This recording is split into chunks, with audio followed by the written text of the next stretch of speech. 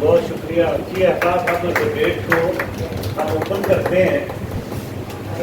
کوئی دوست شاہ صاحب سے زیدی صاحب سے دونوں شاہ صاحبان ہی ہیں. یہ آج کا یہ اجلاس کا احساس ہے بنا کہ دو مختلف فیلڈ کے دوست اس ڈبیٹ کا حصہ بنے. انہوں نے آپ کے ساتھ اپنی صورت کی, اپنے خیالات رکھے, اپنا تجزیہ شیئر کیا.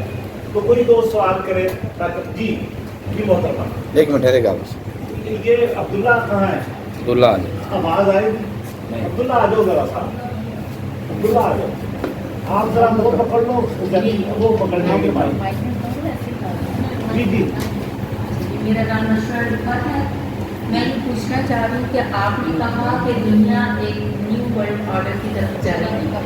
اب نیو ورلڈ آرڈر کی طرف تو جائے گی, لیکن جو اس وقت امریکہ ہے بے شک اکنامکلی وہ ویک ہو گیا, لیکن ان کے پاس اسلحے کے ایسے انبار ہیں جو پوری دنیا کو ڈسٹرائے کر سکتی. تو ہم توقع رکھیں کہ آگے شدید جنگیں ہیں, کیونکہ ہمارا جو مسئلہ ہے وہ سی پیک ہے, کوریڈور ہے. اس کی وجہ سے ہم بھی اس جنگ کی لپیٹ میں آ جاتے ہیں, کیونکہ چائنا ہم اس سے زیادہ ترقی کر سکتے تھے جو ہم ویسے بھی اسٹون ایج نہیں ہے, کیونکہ ہمیں سینٹرل ایشین اسٹیٹ سے بنا کوئی چیز انرجی بھی نہیں ملنے دی جا رہی. جو اصل ڈیولپمنٹ ہے وہ سینٹرل ایشین اسٹیٹ سے ہمیں مل سکتی ہے اور آسانی سے مل سکتی ہے. ہمیں امریکہ سے کوئی اتنا خاص فائدہ نہیں ہوا. جو آپ کہہ رہے ہیں نا ٹیکنالوجی کا, ہمیں نہیں ہوا. ہمارے بس بارڈرز پہ جنگیں چل رہی ہیں. دوسرا یہ جو مذہب کا کارڈ ہے, کیونکہ پوری مڈل ایسٹ جو ہے اس میں جو تحریکیں ہیں جو مخالف, ان میں وہ مذہبی شدت پسندی بہت ہے. اور اسی طرح ہمارے بھی بارڈر لائن پر جتنی بھی لڑائیاں اس میں مذہب کا بات آ رہی ہے. 2 سال ہو گئے آپ. اچھا, آپ لمبا ہو جائے گا. کوشچن ختم. یہ ہے کہ یہ جو حل ہوگا اس میں لڑائی عنصر شامل ہے بڑا. مار کٹائی میرا مطلب ہے کہ اس کا حل اس طرح بھی نکلے گا, کیونکہ جو شدت پسند حلقے ہیں وہ لڑائی کی بہت بات کرتے ہیں. جی بس ہو گیا آپ کا سوال. جی زیدی صاحب سے سوال ہے, بادشاہ صاحب سے, زیدی صاحب سے. جی دیکھیے, اس میں تو کوئی شبہ نہیں ہے کہ امریکہ کے پاس جتنے تمام اختیار ہیں وہ دوسروں کے پاس اتنے نہیں, لیکن ہیں. ایک زمانے میں اسٹریٹجک آرمز لمیٹیشن ٹاکس والے 160 روس اور امریکہ کے درمیان. اس میں یہ ہوتا تھا کہ ہمارے پاس 200 وار ہیڈز ہیں, نیوکلیئر وار ہیڈز ہیں, آپ کے پاس 200 ہیں, مزید تک وہ زمانہ چلا. لیکن اگر کوئی یہ سمجھے کہ روس کے پاس وار ہیڈز نہیں ہیں, یا چین کے پاس نہیں ہیں, یا نارتھ کوریا کے پاس نہیں ہے, امریکہ کو بھی اچھی طرح پتہ ہے کہ ان کے پاس کیا ہے اور وہ کس حد تک اپنے محبت کے اندر ریئلی استعمال کرتے ہیں. ایک تھریٹ کے طور پر موجود ہے. ان کا استعمال جو ہے وہ ان کے استعمال کا جواب جو ہے وہ دنیا میں غلط ہے. یہ سب کچھ اس لیے یوکرین کی وار کے لیے تھریٹ کو پوٹن نے کیے, یہاں تک بھی کہہ دیا کہ میں یوکرین لیکن تو پہلی بات یہ ہے کہ جو وہاں کو اختیار ہیں وہ کی جگہ, لیکن بڑی تیزی کے ساتھ جب میں نیو ورلڈ آرڈر کی بات کر رہا ہوں تو اس میں اکنامک سینٹر آف پاور بڑی تیزی سے فٹ کر دیا ہے شنگھائی گروپ کی برکس کے.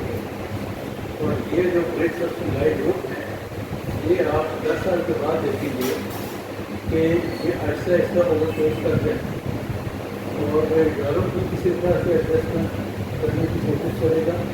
امریکہ ہو سکتا ہے آسانی سے نہ کرے, کیونکہ امریکہ جس طرح کے جو اسٹائل رکھتے ہیں اس کے برعکس یورپین نہیں رکھتے. فرانس, جرمنی, برطانیہ وہ ابھی بھی چیزوں کو اس طریقے سے ایسے کرنے کی کوشش کرتے ہیں. لیکن یہ جو سب بندی ہے جیسے میں نے کہا اس کو اسٹیبلائز ہونے میں بڑا وقت لگے گا. کلیئرلی کیونکہ یہ بہت بڑی ٹرانزیشن ہو جائے گی. پچھلے 250 سال میں ویسٹ واز ڈومیننٹ مور دین اب وہ جب شفٹ ہے ایسٹ کی طرف یہ پروسیس ہے اس کو سیٹل ہونے میں کہ ایسٹ ڈومینیٹ ہو جائے اور ویسٹ اس کے ساتھ کمپرومائز کر جائے یہ وقت لگے گا. اس میں مجھے یاد آتا ہے پڑھنا رزلٹ ہے محمود صاحب ہمیں یہ پڑھا تھا کہ کے جو پروسیس ہے اس طرح کے نہیں ہوتے. ریفلیکشن اور ری اویکنگ آف ایسٹ یہ دراصل میں 880 سال پہلے لکھا تھا کہ ہمارے پاس تو ری اویکنگ آف ایسٹ جو ہے نا اس کی بات کافی عرصے سے ہو گئی اور یہ وقت لگے. لیکن اگر میں یہ کہوں کہ یہ سب بندی جلدی سے آرام سے ایکسیپٹ ہو جائے گی کیسا اپنی باتیں طور پر نہیں ہیں. اب اگلی بات آتی ہے کہ ہمارا علاقہ جو ہے یہ بالکل پاکستان اور پاکستان ہے. ہم بیٹل فیلڈ میں ہیں. ہم پچھلے 20-25 سال سے اس بیٹل فیلڈ میں ہیں. ہم فرنٹ لائن اسٹیٹ ہیں 1978 سے لے کے اب تک اتنے سال ہو چکے ہیں. ہمارے لوگ اس فرنٹ لائن اسٹیٹ کے طور پہ مغرب کے مفادات کی لڑائی لڑتے ہوئے لاکھ سے زیادہ جانے کے بعد کے ہمارے نقصانات جو ہو چکا ہے. ہم ایک بیٹل فیلڈ میں ہیں لیکن اس کی ریئلائزیشن ہے لوگوں میں ہے اور لوگوں میں یہ ریئلائزیشن بڑھ رہی ہے کہ ہم نے اس جنگ سے کیا فائدہ. لیکن کیونکہ حکمران طبقے جو ہیں وہ ایک طرح کے سلیب ہیں غلام ہیں ان کے اس حوالے سے عوام میں اور حکومت میں اور عوام میں اور جو آپ کو گزر ہوتے ہیں اس میں کنٹریکشن ہوا جو ٹکراؤ اور آخری بات ہے آپ کا مدد کا کارڈ اور یہ قدرت بند ہے. یہ مدد کا کارڈ کا جو لفظ ہے نا یہ کچھ میری سمجھ میں نہیں آتا. دیکھیں مدد کارڈ نہیں مذہب کی ایک تاریخ ہے. سارے مذاہب وہ مسلمان ہوں کا ہندو ہوں کا سکھ ہوں اور ان کے ایمرج ہونے کا اپنی اپنی جگہ پہ ہسٹوریکل پرسپیکٹو ہے وہ ایک بہت طویل ہے اور اس میں لوگوں کی جذباتی وابستگی اپنے مذہب کے ساتھ ہوتی ہے. جب وہ پیدا ہوتے ہیں تو ان کی تین چار چیزیں پہلے دن ہی پہلی گھڑی میں طے ہو جاتی ہیں. ان کا مذہب کیا ہے, ان کا علاقہ کیا ہے, ان کی زبان کیا ہے, ان کا طریقہ ہو جاتی ہے. اب وہ جو اس کی شناخت ہے اس شناخت کے ساتھ اس کی وابستگی ہوتی ہے اور پھر اس شناخت کے حوالے سے جو مختلف تضادات یا کنٹراڈکشن یا اتار چڑھاؤ یا ڈسکریمنیشن ہوتی ہیں وہ اس کا شکار ہوتا ہے. یا شکار ہوتا ہے یا اس کا فائدہ ہوتا ہے. بعض مذہب سے تعلق رکھنے والے لوگ پروٹیکٹ ہو جاتے ہیں, بعض مذہب سے تعلق رکھنے والے لوگ پرسیکیوشن کا شکار ہو جاتے ہیں, تشدد کا شکار ہو جاتے ہیں. اور ہر ملک میں ہندوستان میں مسلمان تشدد کا شکار ہو رہے ہیں, عیسائی تشدد کا شکار ہو رہے ہیں, پاکستان میں دوسرے طبقے کے لوگوں میں تو یہ ہر جگہ پہ ہے اور اس کا ایک پس منظر اس کے ساتھ وابستہ ایک سیاسی ایجنڈا ہے. تو اس کو اس پس منظر میں دیکھنا چاہیے کہ جو اونچ نیچ یا جو ڈسکریمنیشن ہے وہ دیکھیں کیا ہے, کیونکہ جڑ میں جو مٹیریل کانٹینٹ ہے وہ دیکھنا چاہیے کہ ہر کارڈ کے پیچھے ایک مٹیریل کانٹینٹ ہوتا ہے. صرف کارڈ جو اس کے پیچھے ایک مٹیریل کانٹینٹ ہے وہاں کے لوگوں کی جو روایات ہیں, جو سیاسی ہیں, معاشی ہیں, وہ ہے. اسی طرح سے بلوچستان ہے, اسی طرح سے بنگلہ دیش کا ہے, اسی طرح سے تقسیم سے پہلے کا جو معاملہ ہے اس میں مسلمان دے سکتے نیچی ذات کے لوگ تو ہر ایک کے اس کارڈ کے اندر ایک کانٹینٹ ہوتا ہے جو مٹیریل کانٹینٹ ہوتا ہے. تو دیٹ از امپورٹنٹ پالیسی مطلب کارڈ زیادہ. جی بہت شکریہ. میں ایک سوال شاہ صاحب سے کر لیتا ہوں. چلیے یہ بتائیں یہ جو ہمارے عربی حلقے ہیں یا ہمارا نظریتی ایشیا جو ہے اس میں ہم تو یہ سمجھتے ہیں کہ لڑائی عربی ہے اور اعتماد کی ہے. تو یہ اس میں یہ جو تھیوری باز آ گئے ساختیات, جدیدیت, مابعد جدیدیت, اس کو آپ کس نظر سے دیکھتے ہیں؟ ذرا تھوڑا سا اسے ادبی دنیا اور سارے انٹرنیشنل سینیریو کے ساتھ جوڑ کے دیکھیے. یہ ذرا تھوڑی سی بات ہے.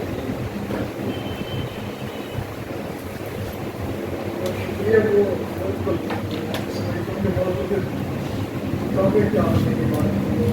جڑتا ہے اور سرکاری قوتیں کو ایک طرف سے تھوڑی حملہ ہو رہی ہے تو ہر طرف طرف سے ہم پر حملہ ہو رہے ہیں پوری دنیا کو، اور خاص طور پہ سرمایہ دارانہ نظام جو ہے وہ ایکچولی ہم اسے آپ مذہب کہہ لیں، اسے آپ طبقہ کہہ لیں، آپ نظریہ کہہ لیں یا کلٹ کہہ لیں، وہ عقیدہ وہ بنانے کے چکر میں ساری چیزوں کو ریپلیس کر رہے ہیں. ہمارے خاص طور پہ جو میرا آج کل میں کام کر رہا ہوں وہ ہے پرسیپشن مینجمنٹ پہ اور پرسیپشن ریپلیسمنٹ. یہ آج تک جو ہمارا جو تعلیمی نظام ہے وہ اس کے اوپر کسی نے سوال نہیں کیا کہ یہ جو تعلیمی نظام درست ہے یہ فریب ہے، یہ جو تعلیم سے دور رکھنے کا ایجنڈا ہے.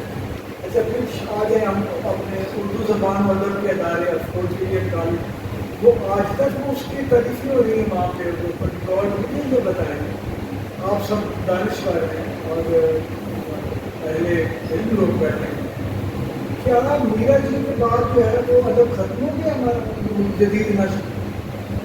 کیا قرۃ العین حیدر کے بعد کسی نے ناول نہیں لکھا؟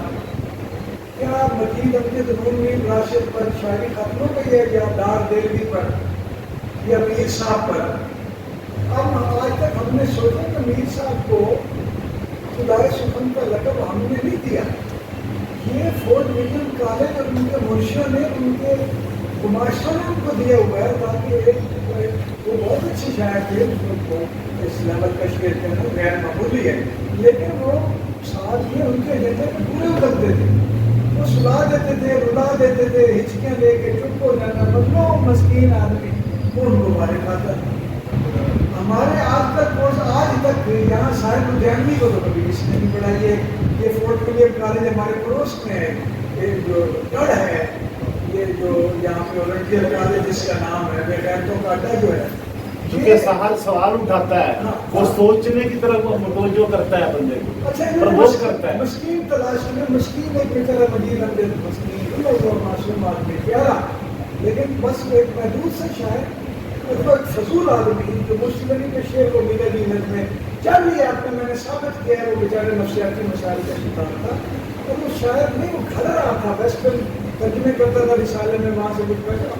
اصل اگر آپ نے بنیاد بنانا ہے کہ پہلا نظم کا شاعر تو خالد کو تصور حسین خالد کو کیوں فراموش کیا جائے جو بیچارہ باقاعدہ شاعر ہے اس شہر کا. اس کے بعد مومن راشد کا، تو یہ افتخار عارف صاحب سے لے کر ولی لکھنی تک یہ ایسے درباری آپ کے ہمارے اوپر شاعر مسلط کیے گئے. وہ ولی لکھنی بس نام مجھے یاد آ گیا، ہو سکتا ہے وہ نہ ہو کہ جو بھی وہاں کے جو ذوق استاد ذوق سے لے کر افتخار عارف تک اور میرا جی سے لے کر اپنا لباقت کے حوالے سے آپ ریفرنس لے رہا ہوں تابش تک، تو یہ لوگ آپ میں ہمارے ہیرو ہیں جو ہم پر مسلط کیے ہوئے ہیں کہ ہمارے ہیرو یہ ہیں کہ جو ہمیں آزادی اظہار بھی یہی پڑھا رہے ہیں، تہذیبی شناخت بھی ہمیں یہی شاعر ادیب دے رہے ہیں، یہی ناول نگار ہمیں ہمارا تمام نظریاتی سیاق و سباق بھی یہی بتا رہے ہیں.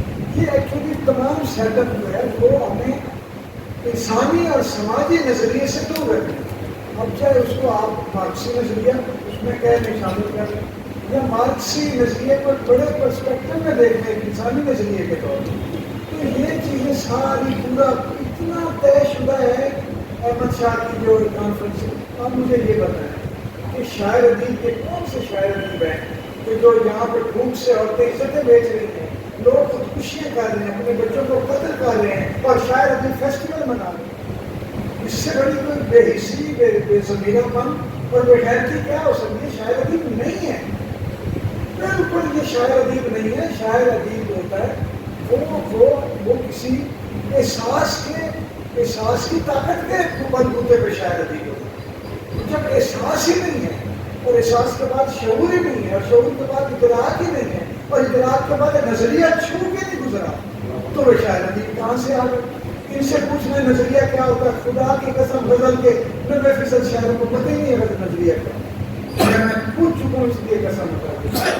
تو یہ تو ہے ہمارے اوپر آپ کو وہ مسلط انہوں نے کیا ہوا ہے. آپ صاحب میں تو یہ جو آدمی رہتے ہیں یہ پہلی دفعہ مجھے کیپٹلزم کا فائدہ ہوتا نظر آیا، لیکن میں خوش نہیں ہوں اس پر. اندرونی طور پہ شاید میں مزاحمت کرتا، لیکن وہ ادبی اڈے ہمارے خلاف بنے ہوئے ہیں. یہ جو کسی کا نام اکیڈمیا فلیکر ہے، کسی کے نام مجلس ترقی ادب ہے، لغت ہے، اردو اور فلاں فون، یہ ادبی اڈے باقاعدہ جینوئن ادیبوں کو قتل کرنے، پیچھے دھکیلنے، مایوس کر کے مارنے کے لیے بنے ہوئے، اور گماشتوں کو، خوشامدیوں کو، سرکاری جو کہنا چاہیے ایجنٹوں کو شاعری کی بنا کے اوپر پیش کرنے کے لیے رکھے گئے۔ تو یہ صورتحال اب میرا خیال ہے اب وہ جو کسی نے کہا کہ ان کو وہ کر دیں ادبی اداروں اڈوں کو بند کر دیں، تو کیا ہوتا ہے اس کو، یعنی کہ جو یہ پرائیویٹائز ایک مسئلہ دوسرے مرض کرتے ہیں اور وادش کرتے ہیں، اس طرح کا جی جی جی میاں صاحب، میاں شہزاد کا پھر آتے ہیں جی میاں صاحب۔ میں دونوں صاحبان سے سوال کرنا چاہتا ہوں، کوئی بھی جواب ہے۔ ایک تو فرد بادشاہ صاحب نے مغرب کے زوال کے حوالے سے بات کی، ان کا جو اخلاقی زوال ہے، اسی طرح سر نے اکانومی کے حوالے سے بات کی، لیکن ہم شاید اس فیکٹر کو لنک نہیں کر پائے، یا لنک اگر اس کا جواب دے دیں، وہ جو جوئش یا زائنسٹ اکانومی ہے جس کا پیراسائٹ خود امریکہ اور یورپ ہے، اس کے حوالے سے ذرا بتائیے کہ وہ کتنا کنٹریبیوٹ کر رہی ہے اس نمبر ون تو یہ جو اخلاقی سوال ہے اس کی طرف، اور یہ جو امریکن آشرواد ہے، جس کو میں اگین کہہ رہا ہوں کہ آشرواد امریکن نہیں ہے، بیسکلی جو پپٹ امریکہ ہے اور جو اس کو چلانے والا ہے وہ اسرائیلی یا جوئش یا زائنسٹ اکانومی ہے، اس کے حوالے سے روشنی۔ یہ بہت اچھا سوال ہے، دونوں دوستوں سے جی دونوں دوست زیادہ طویل نہ ہو، اگر 4-5 منٹ میں کر لیں تو زیادہ اچھا رہے گا۔ کوئی پی لیں۔ میرا یہ خیال ہے کہ زائنسٹ اکانومی جو ہے یہ ایک پرپورشن ہے۔ ایکچولی جو سپریم ان کی ایک کونسل ہے جو کہ سامنے کبھی نہیں آئی، جسے آپ انٹرنیشنل اسٹیبلشمنٹ کہہ رہے ہیں، جو کہ پورا مرکزہ ہے دنیا بھر کی اکانومی کو چلانے اس وقت تک۔ ابھی جو سر نے بات کی ہے، میں وہ ساری باتیں جو ہے بڑی علمی بنیاد پر اور تحقیقی بنیاد پر بات ہے، اس میں تھوڑا سا جو میرا نقطہ نظر یہ ہے کہ یہ ایکچولی یہ جو اب ہمیں نظر آ رہا ہے کہ یونیپولر ورلڈ جو ہے یہ بدل رہی ہے، اور اس میں world order, economic world order بدل رہا ہے، اس کو وہ 30 سال پہلے پیراڈائم شفٹ کا نام دے چکے۔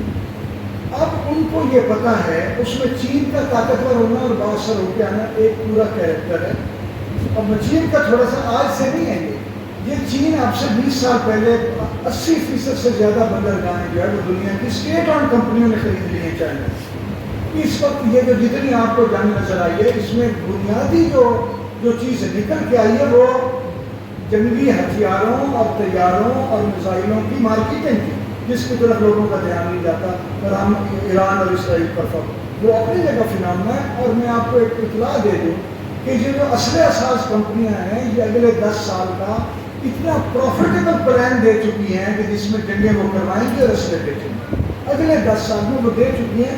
یہ چھپا لیتے ہیں، نہیں دیتے تو، لیکن کوشش سے مل جائے گا آپ کو، اگر بہت آپ انگریزی سے گل کریں گے اس کو ساتھ۔ تو یہ ایکچولی طے شدہ ہے۔ آپ یہ دیکھیں کہ اس وقت UNO کی جتنی آرگنائزیشنیں ہوتی تھی پہلے، WHO فلاں فلاں فلاں، وہ بھی کوئی 15 سے زیادہ چین اب ان کو کرتا ہے۔ یہ اچھا پچھلے دنوں 2 سال پہلے سے 3 سال پہلے سے امریکہ کو جو یہاں پہ ایک ہمیں جو ہم سمندری جو راستے ہیں نا، سمندری پالیٹکس جو ہے، اس کی بھی ہمیں اسٹڈی کرنی چاہیے کہ یہ اتنا بڑا تجارتی ذریعہ ہے جو جس پر اتنی بڑی جو ہے وہ چھینا جھپٹی ہو رہی ہے اور مورچہ بندی ہو رہی ہے، اور بعض اوقات خطرات ہمیں ڈلاتے ہیں، ادھر ہمارا دھیان نہیں جاتا۔ وہ ضرور آپ پورا بہت بڑا سبجیکٹ ہے۔ یہاں پہ ایک میرین فورس ہے سیکورٹی کی، جو کہ UAE کی تھی، کچھ عرصہ پہلے تک اس کو ہیڈ کر رہا تھا امریکہ۔ اب اس کو امریکہ کو 1 سال پہلے وہاں سے نکال کے چائنا کو اس میں داخل کر دیا ہے، پاکستان اس میں شامل ہو گیا۔ یہ شنگھائی کوآپریشن، یہ جو دوسری ہے برکس، یہ ساری آرگنائزیشنیں جو بن رہی ہیں، یہ ایکچولی اس پیراڈائم کا شفٹ ہے۔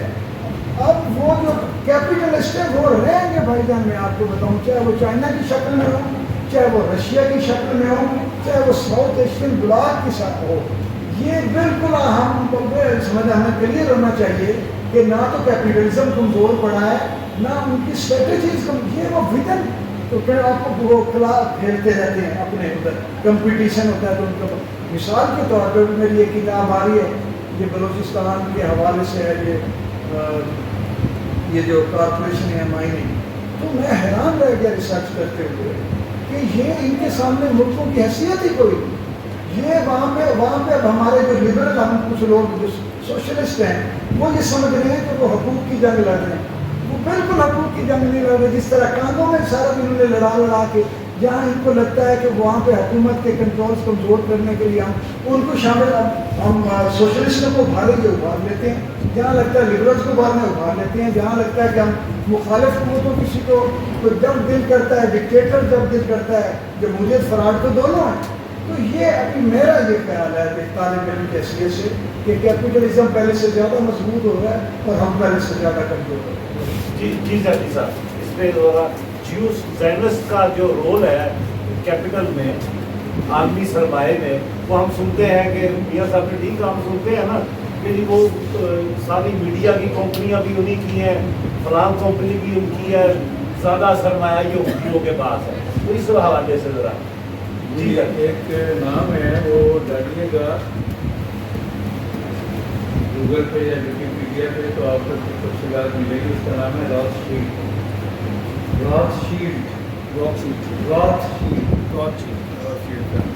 تو یہ بہت بڑے بینکر تھے اور جب زائنسٹ تحریک شروع ہوئی ہے زائنزم تو اس کو بہت بڑی جو پیٹرنائزنگ ہے وہ انہوں نے کی تھی اور یہ جیوز کے بینک سے. پھر اس کے بعد فرسٹ ورلڈ وار میں جو جنگ کے اخراجات میں ان کو اس لابی نے فنڈ دیا تھا اس وعدے پر کہ جب یہ علاقہ انہوں کے علاقے سے نکل جائے آپ پھر ہمیں یہ جو علاقہ ہے جس کو فلسطین کہا جاتا ہے یہاں پہ مینڈیٹ میں لیں گے پھر یہاں ہماری آباد کری کریں گے. یہ ایک سیکریٹ پیکٹ ہوا تھا جس کو ایکو سائٹس پیکٹ کہتے ہیں جس میں یہ طے ہوا تھا کہ یہاں پر انگریزوں کو مینڈیٹری بنایا جائے گا اور وہ آباد کری کریں گے. وہ آباد کری ہوئی پھر پاسپورٹ ایپلیکیشن آیا 1926 کا جس کے نتیجے میں پھر آپ کو اسرائیل کے علاقے. تو زائنسٹ کا دنیا کی جو فائنینشیل کیپٹل ہے اس پر بڑا پرانا کنٹرول ہے. اس فائنینشیل کنٹرول کی وجہ سے وہ ایک اپنا ڈیسائسو رول پلے کرتے ہیں. لیکن بڑا تنازع بالکل درست شاہ صاحب نے بڑا تنازع ایک امپیریلسٹ کانٹیکسٹ ہے جس میں یورپ اور امریکہ کی جو حکومتیں ہیں اور جو قوتیں ہیں وہ اپنا کردار ادا کر رہی ہیں اور اس کو مسلسل پچھلے 75 سال سے وہ اس کو اسپانسر کر رہے ہیں. اس کے طاقت کو سپورٹ کرتے ہیں دنیا میں ہر جگہ. غزہ کے جنگ بندی کے بارے میں سیکورٹی کونسل کے 15 ملک میں 14 اس کے لیے ووٹ دیتے ہیں اور امریکہ اس کو مدد کرتے ہیں. تو کنٹرول ہے اور پچھلے دنوں یہ اپنی ڈبیٹ ہر میڈیا پہ ہو رہی ہے کہ کیا اسرائیل امریکہ کو کنٹرول کر رہا ہے یا امریکہ اسرائیل کو کنٹرول کی ڈبیٹ ہے. اب دوسری بات یہ آ جاتی ہے کہ یہ جو بھی دنیا میں ہو رہا ہے اس کے بارے میں یہ میں کہوں گا کہ ایک سنگل ڈائمینشن سے نہیں دیکھنا چاہیے. جو کچھ ہو رہا ہے وہ ایک طے شدہ منصوبے کے تحت سامراجی کارکنی جو کر رہی ہے وہ کر رہی ہے. تو دنیا کا نقشہ ہمیشہ وہی ہوا کرے جو کہ سامراجی بناتے ہیں سوچتے ہیں. لیکن کہیں نہ کہیں لوگ بھی ہیں یعنی جو عوام ہے جس کو ہم کہتے ہیں وہ بھی ایگزسٹ کرتے ہیں اور ان کے حوالے سے ڈائریکٹرز موجود ہیں. وہ جدل کرتے ہیں. ان کی جدلیات کو آٹھ کے تو اور لے جائے وہ ایک غلط بات. عرب سپرنگ ہوا بڑی جینون لوگوں کا ریئیکشن تھا بڑی اسٹرانگ موومنٹ تھی لیکن اس فصل کو کاٹ کے بلاک لے گئے. تو یہ جو پہلو ہے کہ یہ جو جنگیں مسلط کی جا رہی ہیں، یہ کاروبار کی جا رہی ہے، یہ ایک ڈائمینشن تو ضرور ہے، لیکن میں اس بات سے اتفاق نہیں کروں گا کہ یہ ٹوٹالٹی اس میں کہیں نہ کہیں ان ملکوں کے عوام بھی ہیں جو ان جنگوں کے حوالے سے ایگزسٹ کرتے ہیں. تو یہ کہنا کہ جو کانفلکٹس ہیں وہ مصنوعی ہیں یا وہ کانفلکٹ کریٹ کیے جا رہے ہیں میں سب سے مارکیٹ کے لیے وہ اس وقت